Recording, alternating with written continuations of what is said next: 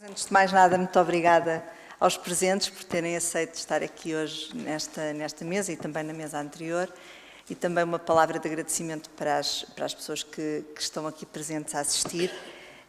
Apenas umas notas. Eu tinha preparado um pequeno texto que vai ficar disponível no site do IDEF e, portanto, depois, aliás, bem como os PowerPoint que foram exibidos, nós vamos deixar essa mesma informação disponibilizada. Só umas notas finais relativamente àquilo, fazendo no fundo uma síntese daquilo que já foi aqui hoje dito, particularmente neste segundo painel, sobre as reformas. O professor Ribeiro Mendes mencionou que, de facto, nós temos vivido um período que pode ser caracterizado como, sobretudo, três momentos. Nos anos mais recentes, um primeiro período nos anos 90, que ficou marcado pela questão das reformas sistémicas de primeira geração, que seriam, portanto, as mudanças do modelo de repartição para um modelo de capitalização, pelo menos um modelo de capitalização parcial, na sequência do debate lançado pelo Livro Branco da Segurança Social. Essa tentativa foi feita, como foi mencionado, no governo do Dr. Durão Barroso, quando era ministro, o Dr. Bagão Félix, a tentativa, de facto, de derivarmos o nosso modelo para um modelo de capitalização, pelo menos parcial, por razões políticas, mas também por razões financeiras, dificuldades financeiras. Esse modelo não vingou, e aquilo a que assistimos nos anos seguintes foi, de facto, uma opção por reformas, por medidas de caráter paramétrico, ou seja, medidas que, não mudando, digamos, a filosofia, a fisionomia do sistema, na sua essência, procuraram obter ganhos do ponto de vista da sustentabilidade, do lado da receita e do lado da despesa. O professor Ribeiro Mendes mencionou a alteração das regras de cálculo das pensões, as medidas em relação às pensões antecipadas também, a introdução de fator de sustentabilidade, embora esta última possa, de facto, significar já uma mudança de outro calibre, por assim dizer. Mais recentemente, as alterações à idade da reforma são também exemplo desse tipo de medidas de natureza paramétrica.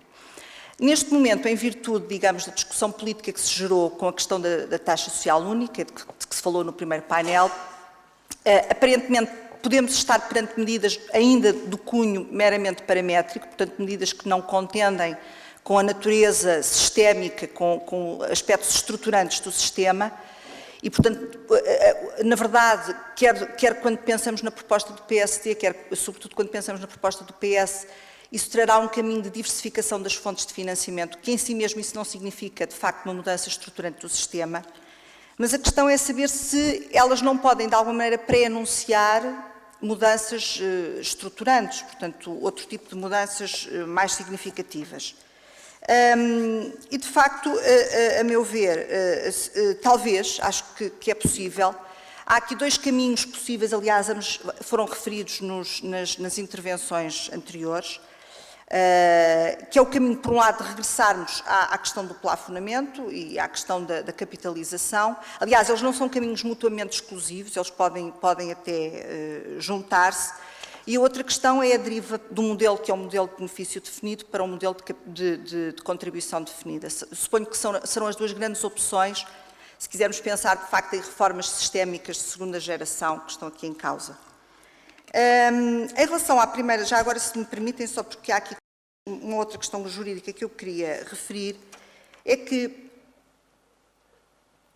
a grande dificuldade da introdução do plafonamento contributivo, que era uma opção que tinha razão de ser no sentido de garantir algumas poupanças de receita, isto na perspectiva de poupanças futuras, era, digamos, o grande atrativo da medida. A grande dificuldade seria, de facto, como financiar o período de transição. O que é que nós tínhamos que fazer para compensar o sistema de repartição público, porque esse tinha que fazer face às despesas cotidianas, com o pagamento de pensões, e como compensar. Ou íamos pela dívida pública, portanto, o país endividava-se para compensar a segurança social pela perda de receita, no imediato sentido, receita essa que era desviada, portanto, para o sistema privado, ou então aumentávamos os impostos. Aumentávamos os impostos e, portanto, dessa forma compensávamos também a segurança social pela receita perdida. Portanto, neste momento, na atual conjuntura económica, em que temos, por um lado, uma situação de quase exaustão fiscal e, por outro lado, uma situação de enorme endividamento do país, de facto, a deriva do modelo de repartição para um modelo de capitalização, do ponto de vista financeiro estrito, portanto, já nem estou a falar de considerações ideológicas, ainda será mais difícil. Em face destas restrições, há uma outra opção ou algumas alternativas para se lá chegar, e algumas dessas opções implicam, eventualmente, começar ao contrário.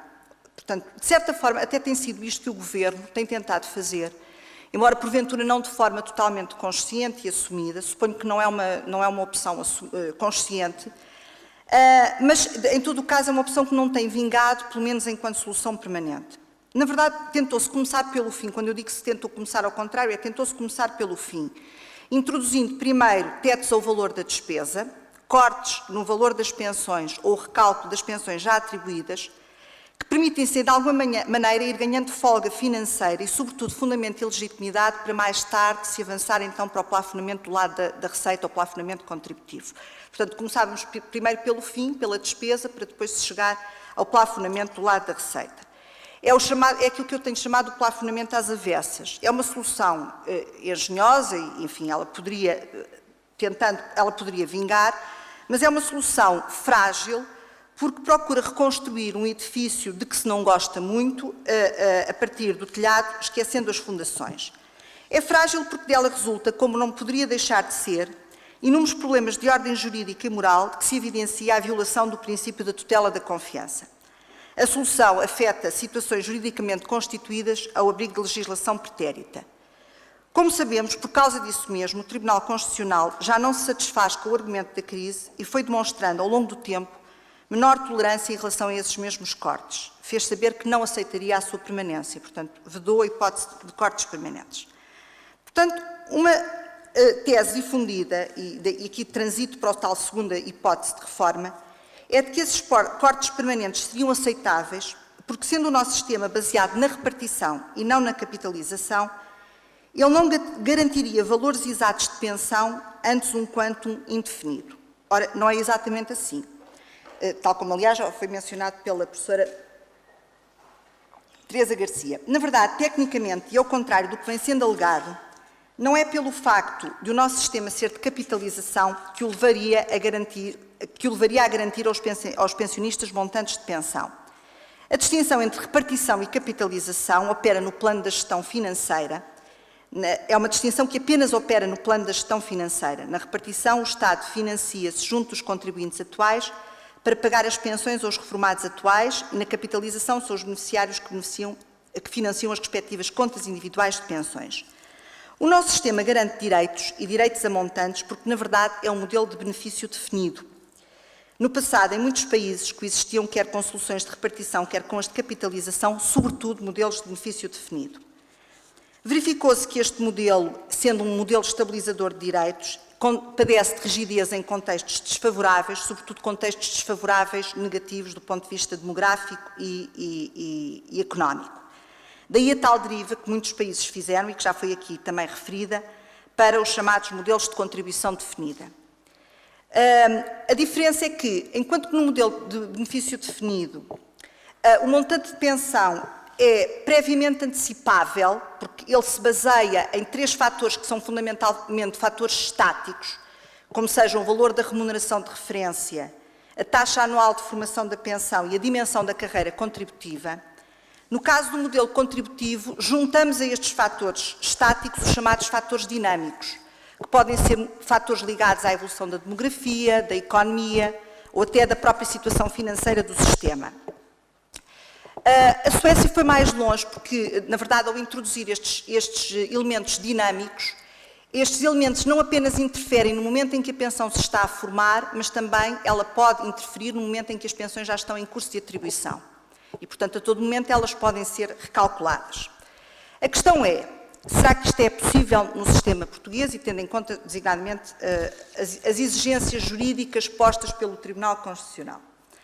Na hipótese de se avançar para esta modificação no sistema português, não haverá grandes problemas relativamente às pensões que estejam a formar-se, pois aí é sempre possível ao legislador, usando técnicas adequadas, por exemplo, cálculo proporcional, definir um novo modelo e fazer aplicar as novas regras para o futuro sem contender com pensões já atribuídas. Sem contender com direitos adquiridos, peço desculpa. As maiores dificuldades põem-se em relação às pensões que já foram atribuídas. E é essa a grande questão, aliás, política, de saber se pode haver cortes ou não. Em relação às pensões já atribuídas, impõem-se, como antes mencionei, as cautelas associadas ao respeito pelo princípio da tutela da confiança. Não parece curial alterar as regras do jogo quando o jogo já foi jogado, recalculando a posteriori pensões em curso de atribuição ou fazendo cortes permanentes nas pensões. Ainda assim, existem outras alternativas que podem até implicar, na prática, resultados idênticos àquele recálculo, mormente do ponto de vista financeiro. Ocorre mencionar, como aliás o Sr. Professor já mencionou, as regras de atualização das pensões, pois as regras de atualização, ao contrário do recálculo, dispõem apenas para o futuro. A situação não é desconhecida sequer da lei vigente, desde 2007, que se permitem atualizações nulas em caso de, e para certas pensões, em caso de recessão económica. Tratar-se-ia de endurecer esta possibilidade, prevendo atualizações negativas, sempre que os fatores determinantes ocorressem, recessão, por exemplo, ou saldo negativo do sistema previdencial, e desde que salvaguardadas certas exigências. Por exemplo, a proteção das pensões mais baixas, a limitação temporal das atualizações negativas, portanto, evitando atualizações negativas ad eterno, e a preservação da natureza automática e acomodatícia da atualização, garantindo atualizações positivas nos anos bons da economia e das finanças públicas. Portanto, são, me parece, as duas grandes hipóteses de reformas sistémicas que podem vir a ser equacionadas no futuro. Neste momento, creio que nenhum dos partidos políticos foi ainda exatamente convincente relativamente ao que quer fazer, mas eu acho que far-se-á bastante mais que aquilo que para já foi anunciado. Não é?